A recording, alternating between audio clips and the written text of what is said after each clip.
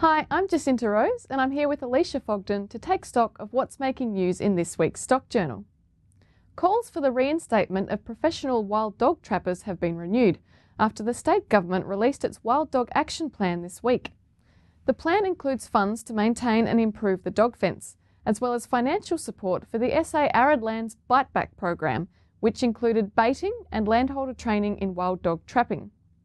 Livestock SA President Jeff Power said the group welcomed the sign-off on the plan and the appointment of a federally funded state wild dog coordinator, but said the majority of the plan was already legislated. Mr Power said professional trappers were still needed in pastoral country south of the dog fence, where wild dogs had become endemic. Funding for the state's only dog trapper was cut in April, a move State Environment Minister Ian Hunter said was the result of a federal funding cut.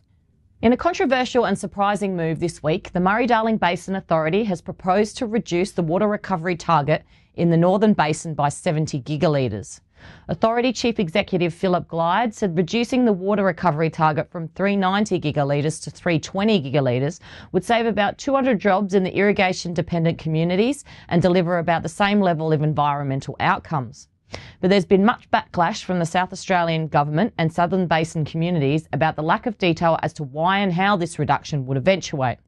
Federal Assistant Water Minister Anne Ruston said she was planning to meet with SA Water Minister Ian Hunter to further discuss the proposal, while information on the amendments and the submission process is available on the Murray-Darling Basin Authority website. Drug and alcohol abuse in shearing sheds is the focus of a new national body, which brings together employers, unions and sellers. The Australian Workers' Union, National Farmers Federation, Wool Producers Australia and the Australian Shearing Contractors Association are meeting to form a united front.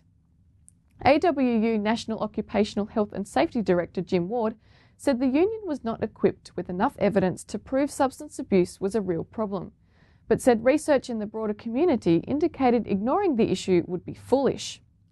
NFF Workplace Relations General Manager Sarah McKinnon said there was a consensus that the drug ice was present in the industry. She said NFF aimed to provide practical and useful tools to help the shearing industry address the problem.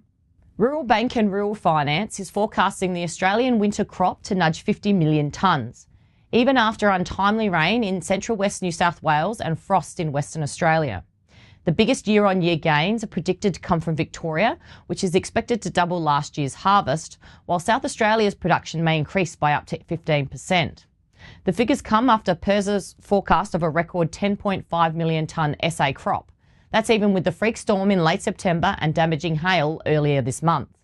Croppers affected by the PINERY fire a year ago are anticipating near-record yields in the lower north region. Stock Journal visited the region this week for the one-year anniversary since the devastating fire. To view our coverage and many other stories, make sure you pick up a copy of this week's Stock Journal.